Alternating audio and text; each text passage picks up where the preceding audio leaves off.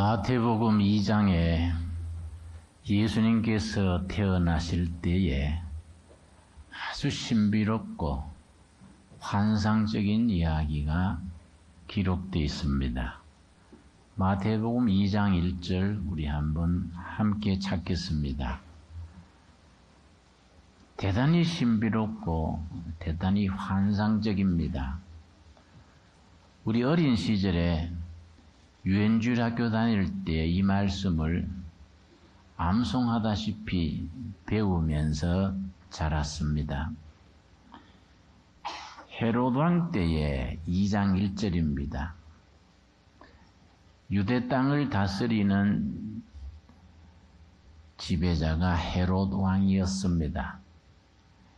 헤롯 왕은 예루살렘 성전을 50여년에 걸쳐서 지은 헤롯 성전의 건축의 장본인이고 예수님이 계시는 동안의 유다 땅의 통치자였습니다.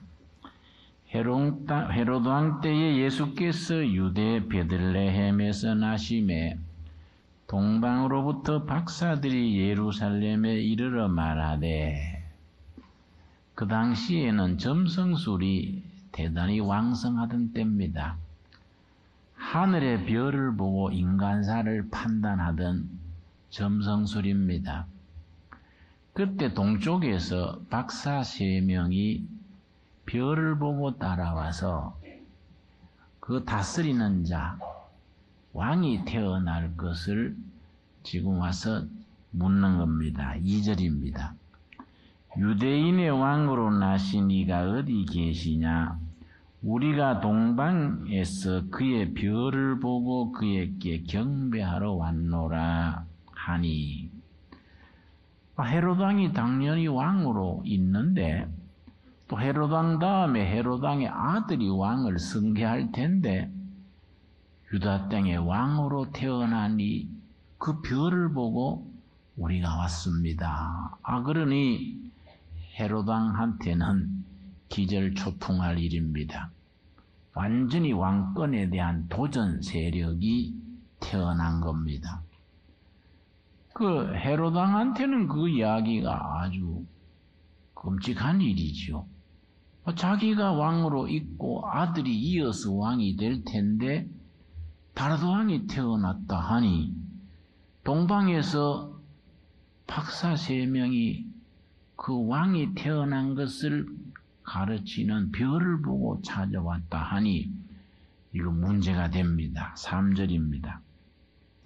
헤롯 왕과 온 예루살렘이 듣고 소동한지라.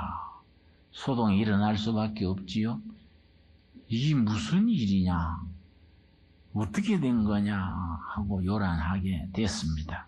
4절입니다. 왕이 모든 제사장과 백성의 서기관들을 모아 그리스도가 어디서 나겠느냐 물으니, 헤롯 왕이 성경학자들, 서기관들입니다. 제사장들, 구약 성경에 정통한 사람들을 모아가지고 성경에 도대체 유대인의 왕으로 날 사람이 어디서 난다고 돼 있느냐, 성경의 예언들을 한번 조사해봐라. 그렇게 일러줬습니다. 그때나 지금이나 관변학자라 그럽니다.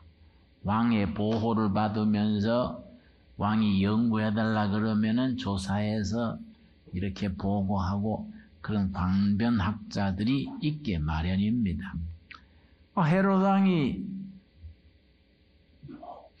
왕으로 날 사람이 어디서 난다고 되어 있느냐, 성경에서 알아봐라 했더니 제사장들, 서기관들이 성경을 조사해서 5절에 나옵니다. 5절 말씀, 이르되 유대 베들레헴이오니 이는 선지자로 이렇게 기록된 바. 6절 같이 읽겠습니다. 또 유대 땅 베들레헴아, 너는 유대 고을 중에서 가장 작지 아니하도다. 너게서 한 다스리는 자가 나와서 내 백성 이스라엘의 목자가 되리라 하였음이니이다. 서기관들, 제사장들이 베들레헴입니다. 왜냐? 구약 성경 미가서 미가서 5장 2절에 수백 년 뒤에 태어날 메시아 그리스도가 유대 땅 베들레헴에서 태어난다. 유대 땅 베들레헴에서 다스릴 자가 태어난다. 지금은 조그마한 마을이지만 작은 마을이 아니다. 유대 땅을 다스릴 자가 나타나리라. 이걸 미가서 5장 2절의 말씀을 딱 인용해가지고 헤롯 왕이시여 베들레헴입니다. 이렇게 보고를 했습니다. 그 헤롯 왕이 유대에다가 조사대를 군대를 파견해가지고 별이 나타날 즈음에 태어난 앞으로 유대 왕이 될 아기가 누구냐 조사해봐라. 그래서 거기서 2살 이하의 사내 아이들을 다 죽인 그런 기록이 뒤에 이어집니다. 오늘의 본문 말씀 미가서 5장 2절 우리 본문으로 들어가겠습니다. 마태복음 2장에서 그렇게 동방박사 3사람의 별을 보고 따라온 이야기를 따라서 바로 미가서에 예언한 베들레헴입니다. 거기서 다스릴 자가 태어난 것으로 되어 있습니다. 메시아가 태어나는 것으로 그렇게 되어 있다고 보고한 그 본문입니다. 5장 2절 거기에서 인용을 한 겁니다. 베들레헴 에브라다야. 라다는 아마 베들레헴의 별명에 해당하는 것 같지요.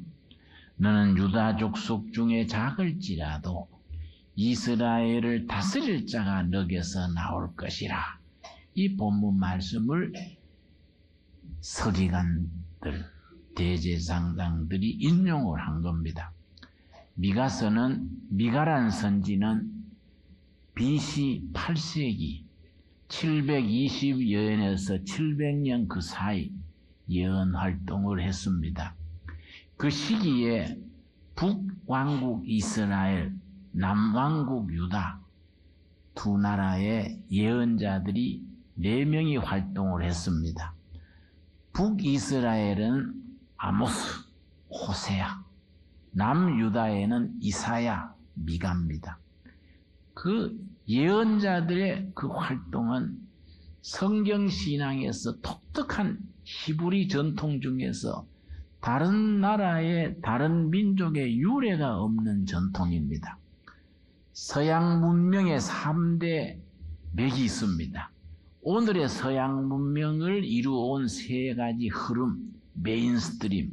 이제 세계가 동양서양을 넘어서서 하나로 돼 가니까 앞으로도 세계 문명을 이끌어가는 3대 축이라고 할 수 있겠습니다.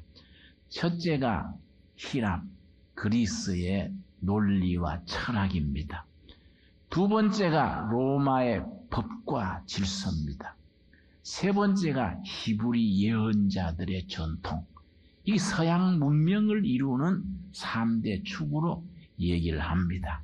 다시 말씀드려서 지난 세월 동안에 서양 역사의 주축을 이끌어온 3축이 헬라의 논리와 철학, 소크라테스, 플라톤, 아리스토텔레스 이런 철학입니다. 로마의 법정신, 로마의 법과 질서입니다. 히브리 예언자들의 전통, 히브리 예언자들의 전통 중에서 8세기 초에 활동했는 아모스, 호세야, 이사야, 미가 이런 사람들의 활동이 두드러집니다. 우리가 열심히 믿는 신앙이 중요하지요. 한국교회 열심히 믿는 신앙은 세계교회 모범입니다. 세계교회에서 2등이 없는 1등입니다. 한국교인들처럼 성수주일, 성경 말씀에 대한 묵상, 11조 생활, 교회 봉사 이렇게 열심히 하는 교회가 전 세계에 드뭅니다. 세계교회에서 한국교회는 그 열심으로서 모범입니다. 그런데 그건 열심히 신앙생활에는 정말로 소중한데 열심보다 먼저 있어야 될 게 있습니다. 바른 신앙, 바른 신학, 바른 깨우침 이런 것이 먼저 있고 그 위에 열심히 붙어서 정말 우리 신앙이 성령의 열매 맺으면서 세상에 영향을 미치고 하나님의 영광을 돌리는 신앙으로 세워질 수 있습니다. 그 바른 신앙에는 세 가지 기본이 있습니다. 그 세 가지 기본이 합쳐져서 바른 신앙, 바른 신학, 바른 교회 생활의 기본이 됩니다. 첫째가 복음적인 신앙입니다. 복음적인 신앙 고백이라고도 말할 수 있습니다. 복음적인 신앙 고백이라는 것은 한마디로 말하면 예수님과 나와의 관계입니다.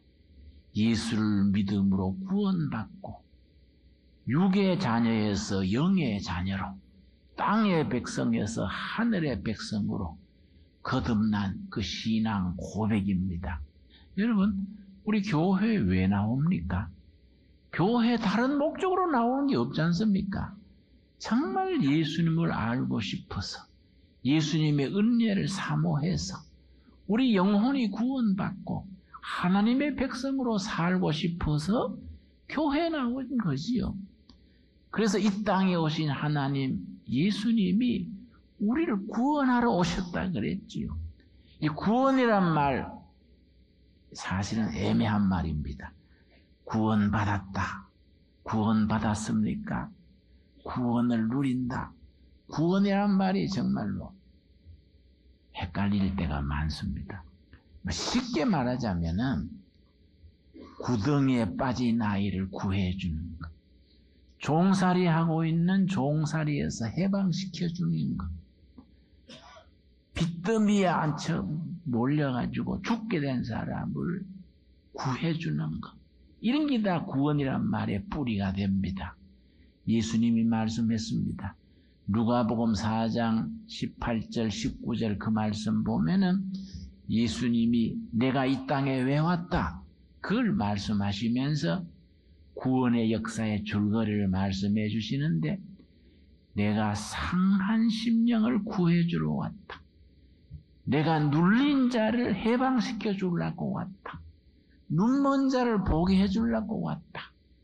우리말로 바꾸자면은 예수님이 이 땅에 와셔서 구원하신다는 것은 죄 중에 죽음 아래 고난 중에서 죽게 된 사람을 구해주려고 상한 심령을 고쳐주려고 상한 심령이 영어 성경에는 broken heart입니다. broken이 깨진 거지. 깨진 heart 마음입니다. 깨진 마음을 내가 구해주려고 왔다. 치료해주려고 왔다. 그래서 영어 성경에는 broken heart를 bind up 해주러 왔다. bind up. 옛날 그릇이 드물 때는 옹기 그릇이 깨지면은 그걸 철사로 메웠습니다. 그게 bind up이라 그럽니다. 깨진 그릇을 bind up. 이렇게 철퇴로 메어주듯이 우리 마음이 상처받고 억눌리고 깨어진 겁니다. 깨진 마음을 옹기그릇을 바인드 싸매주듯이 우리 마음을 싸매주고 한을 풀어주고 눈물을 닦아주고 죄에서 고난에서 구해주려고 오셨다. 예수님의 그 말씀이지요. 그 예수님을 우리 주인으로 모시는 그 신앙 고백입니다. 그 신앙 고백을 복음적인 신앙이라고 신앙 고백의 중심에 두는 겁니다. 그래서 우리가 정말 바른 신앙, 바른 신학은 딴 거 아닙니다. 예수를 믿음으로 구원받은 신앙 고백, 복음적인 신앙 고백이 확실해야 합니다. 두 번째 바른 신앙의 두 번째가 뭐냐 하면은 교회를 섬기는 마음가짐입니다. 교회를 섬기는 마음가짐. 벌써 자기가 섬기는 교회 이런 일 저런 일로 한 주일 두 주일 빠지기 시작하고 교회 생활을 소홀하게 되면은 신앙에는 벌써 금이 가는 겁니다. 자기가 속한 교회를 지성을 다해서 받들어 섬기는 것이 대단히 중요합니다.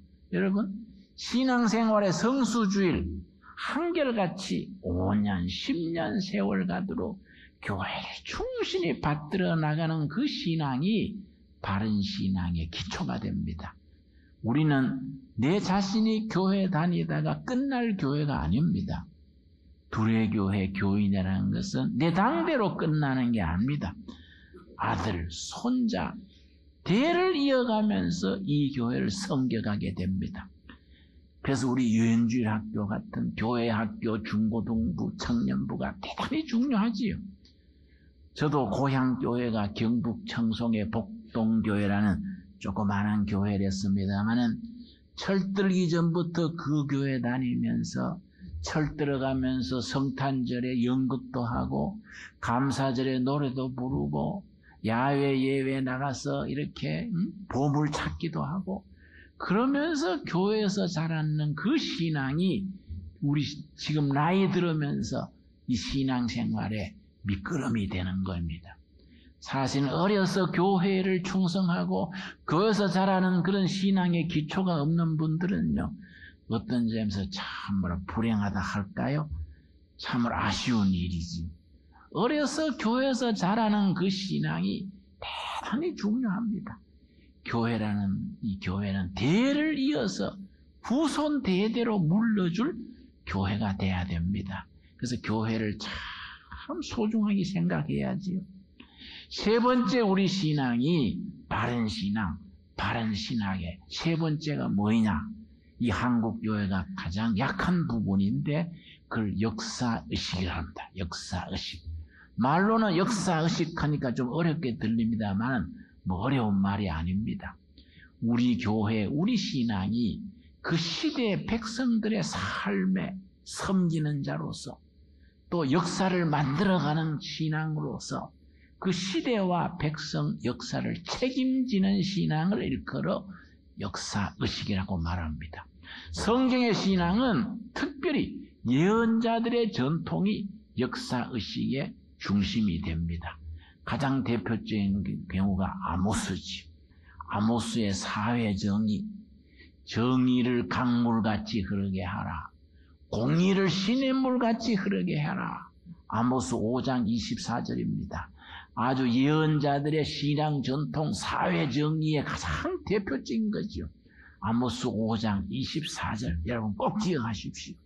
정의를 강물같이 흐르게 하라. 공의를 시냇물같이 흐르게 하라. 또 두 번째 호세아입니다.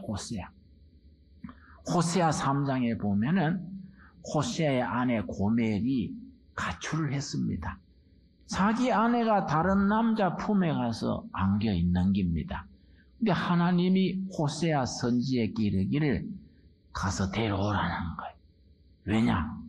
네 아내가 배반하고 다른 남자 품에 안겼을지라도 내 사랑은 나를 배반하고 우상 숭배하는 이스라엘 백성을 그럼에도 내가 사랑하는 거이다. 네가 너를 떠난 아내를 사랑으로 데려오는 것이 바로 내가 이스라엘 백성을 사랑하는 그 마음이다.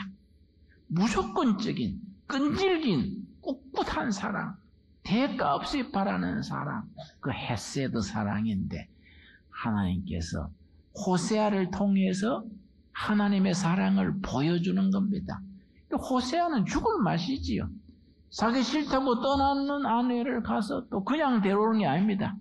그동안 내 아내를 돌봐줘서 감사합니다. 뭘 갖다 바치고 데려오는 겁니다.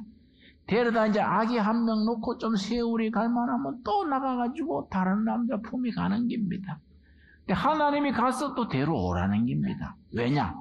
내가 너희를 그렇게 사랑한다는 겁니다. 이게 하나님의 사랑입니다. 그래 아모스의 정의, 호세아의 사랑, 하나님의 자신을 보여주는 겁니다. 이게 예언자들의 전통의 핵심입니다. 그리고 BC 8세기 700년대에 그때 북이스라엘, 남유다의 4명의 예언자들이 활동했습니다. 북이스라엘의 아모스, 호세아입니다. 남쪽 유다의 이사야, 미가입니다. 오늘의 본문인 미가. 예수님이 베들레헴에 수백 년 뒤에 태어날 것을 예언한 예언자 미가가 그 BC 8세기 초엽에 720년에서 700년 그 사이에 활동을 했습니다. 그런데 북이스라엘의 예언자인 아모스, 호세아, 남쪽 유다의 예언자인 이사야, 이 사람들의 메시지를 하나로 묶어가지고 한 절로 표현한 부분이 미가서 6장 6절부터 8절입니다. 미가서 6장 6절에서 8절, 구약성경 1296페이지, 우리 다 같이 찾겠습니다. 대단히 중요한 본문입니다. 예언자들의 전통을 한 구절 속에 압축을 했습니다. 그러니까 간추리고 간추려서 한 절 속에 그 예언자들의 전통을 압축시킨 것이 미가서 6장 6절에서 8절 사이에 나오는 본문입니다. 6절, 내가 무엇을 가지고 여호와 앞에 나아가며 높으신 하나님께 경배할까? 내가 번제물로 1년 된 송아지를 가지고 그 앞에 나아갈까? 뭘 가지고 하나님 앞에 나가야 하나님이 기뻐하실까? 내가 송아지로 제물을 드려야 할까? 무슨 집을 팔아서 바쳐야 될까? 뭐 직장을 그만두고 내가 선교사로 나가야 될까? 뭐 어떻게 해야 하나님이 기뻐하실까? 그 얘기지요. 7절 말씀. 여호와께서 천천의 수량이나 만만의 강물 같은 기름을 기뻐하실까? 히브리 말로 많다 할 때 천천입니다. 엄청 많다 그럴 때 만만입니다. 그래서 여호와께서 천천의 수량이나 만만의 강물 같은 기름을 기뻐하실까? 내 허물을 위하여 내 맏아들을 내 영혼의 죄로 말미암아 내 몸의 열매를 드릴까? 내 아들을 바쳐야 될까? 고대 사회에서는 인신공양이 있었습니다.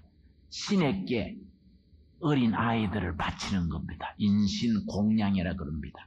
이방 종교에 있었지요. 물론 성경에는 택도 없는 일이지요. 이방 종교의 그 풍속을 따라가지고 내가 자식을 바칠까? 내 몸을 바칠까? 기름을 바칠까? 송아지를 바칠까? 뭐를 바쳐야 하나님이 좋아하실까? 결론이 8절이죠. 8절. 우리 8절 한번 같이 읽겠습니다. 사람아, 주께서 선한 것이 무엇임을 너게 보이셨나니 여호와께서 너게 구하시는 것은 오직 정의를 행하며 인자를 사랑하며 겸손하게 너 하나님과 함께 행하는 것이 아니냐. 요 한 절 속에 아모스의 정의, 호세아의 사랑, 이사야의 거룩한 하나님과 동행하는 삶, 요걸 딱 간추린 겁니다. 8절 제가 다시 읽습니다. 사람아, 주께서 선한 것이 무엇임을 너게 보이셨나니 여호와께서 너게 구하는 것이 무엇이냐? 하나님이 구하시는 것이 뭐이냐? 지금 또 우리들에게 그대로 다가오는 말씀입니다. 지금 호세아, 아모스, 이사야, 미가를 통해서 끝난 얘기가 아니고 지금 우리들에게 가슴 가까이 다가오는 살아있는 말씀입니다. 첫째가 뭐이냐? 오직 정의를 행하며, 아모스의 정의입니다. 두 번째 뭡니까? 인자를 사랑하며, 사랑입니다. 호세아의 사랑입니다. 인자를 사랑하며, 사랑을 실천하며 이 말입니다. 히브리 언어는 대단히 동사가 발전해 있습니다. 행동적인 언어, 행동적인 신앙입니다. 사랑을 실천하고 정의를 행동하고 그 뜻입니다. 겸손하게 너 하나님과 동행하는 것, 하나님과 동행하는 거룩한 생활입니다. 바로 이사야의 하나님과 동행하는 거룩한 생활, 아모스의 사회 정의를 행동으로 실천하고 호세아의 사랑을 실행하고 이사야의 거룩한 하나님과 동행하는 삶, 이것이 하나님이 기뻐하는 삶이다. 하나님이 우리들한테 원하시는 삶이다. 여러분, 오랜 옛날 미가 선지를 통해서 우리에게 일러주신 말씀이 오늘 우리 가슴에 그대로 전해져서 실천하고 사는 하나님의 백성들로 세워지게 되기를 바랍니다. 기도하겠습니다.